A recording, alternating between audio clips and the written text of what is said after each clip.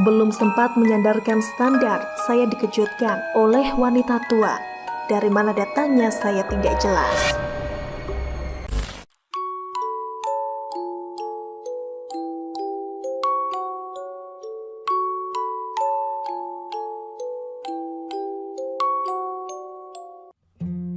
Dari penulis Wahyu Aryan TN yang berjudul Terjebak di Pasar Setan. Ini adalah pengalamanku beberapa tahun yang lalu saat touring dengan seorang kawan dari Purwodadi, Grobogan, Jawa Tengah. Selepas kami dari Ciamis, Jawa Barat, baliknya aku ikut mampir ke rumah kawan di Purwodadi untuk istirahat sehari sebelum balik ke Tuban, Jawa Timur. Keesokan harinya selepas asar dengan mengendarai motor masing-masing, dia mengantarku sampai Bledug Kuwu sekalian untuk menemaniku untuk mengambil gambar di objek wisata itu dan sekedar menikmati es kelapa muda yang memang banyak dijual di situ. Keasikan melihat objek wisata bumi yang sedang batuk itu hingga tidak terasa hari sudah menjelang maghrib. Keasikan melihat objek wisata bumi yang sedang batuk itu hingga tidak terasa hari sudah menjelang maghrib. Baru selepas maghrib saya memulai perjalanan pulang ke Tuban yang mungkin memakan 3 atau 4 jam perjalanan. Maklum, jalan alternatif Cepu Semarang ini rusak parah waktu itu. Sebenarnya saya sudah merasa ada yang lain saat akan memulai perjalanan pulang ini. Sejak saya meluncur dari Bledug Kuwu, saat motor yang saya kendarai memasuki kawasan Kecamatan Kradenan, Grobogan, tiba-tiba ban motor saya bocor. Untungnya masih ada satu tukang tembel dekat kantor kecamatan masih buka.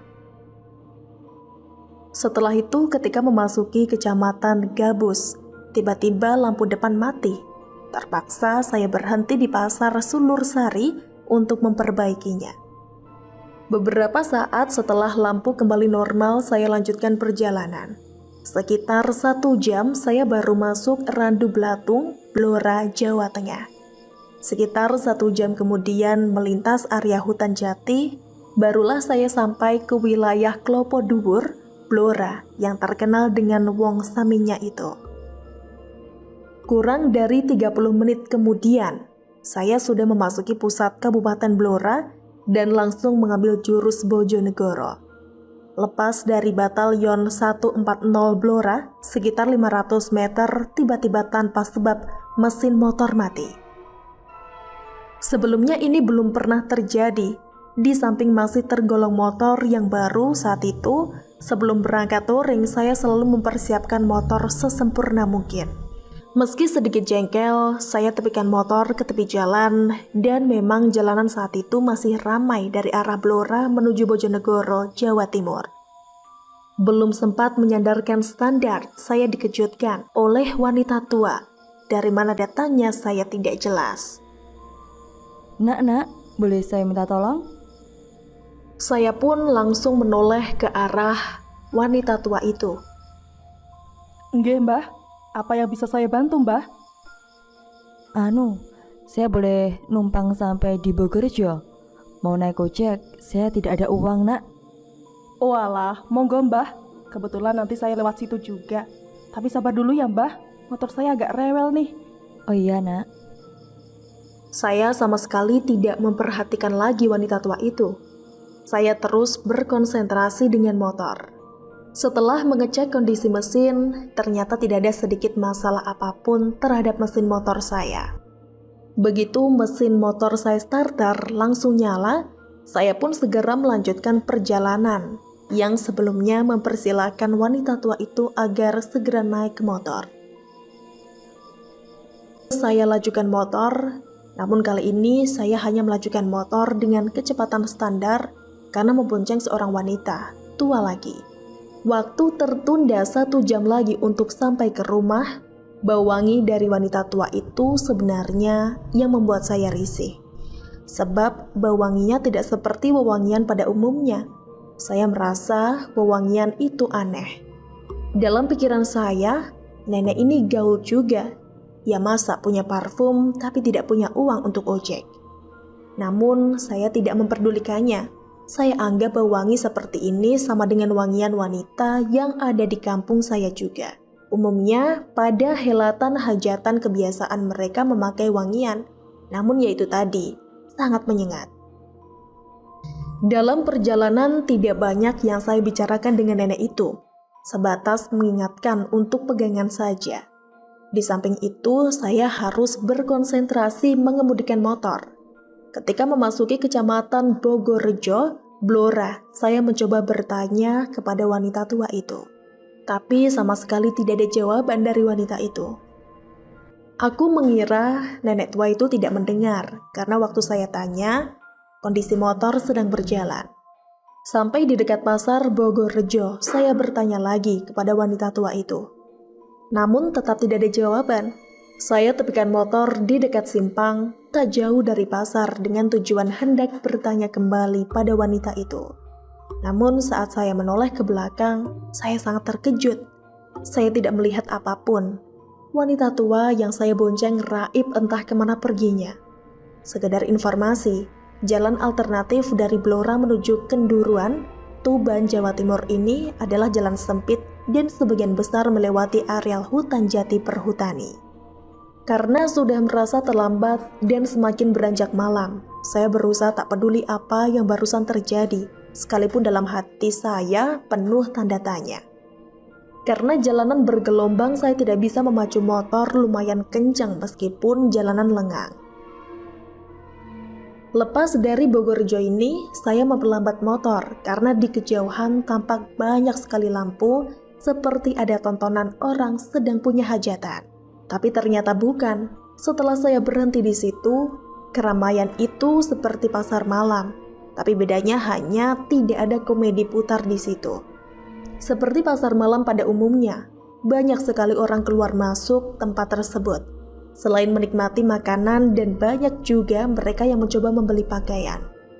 Karena semenjak tadi masih di atas motor, segera saya tepikan dan bergegas memasuki pasar tersebut yang boleh dibilang ramai meski malam sudah mulai beranjak tua.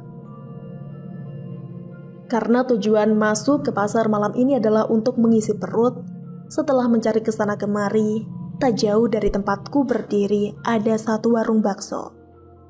Saya pikir bakso paling tepat karena panas dan lumayan mengurangi rasa dingin juga.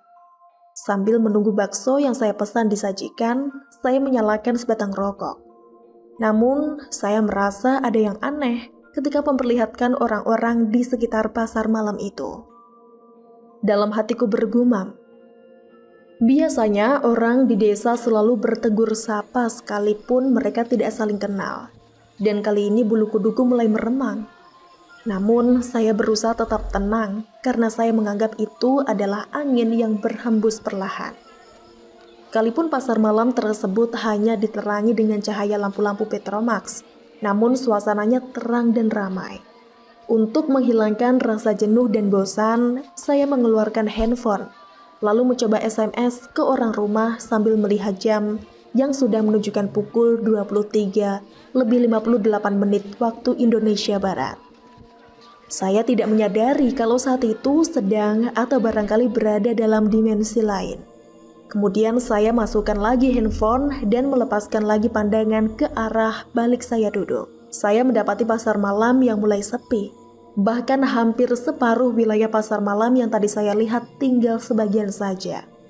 Sama sekali masih belum menyadari apa yang saya alami. Saya menganggap kalau sebagian orang sudah membereskan dagangannya karena sudah larut malam. Saya masih tetap santai kembali.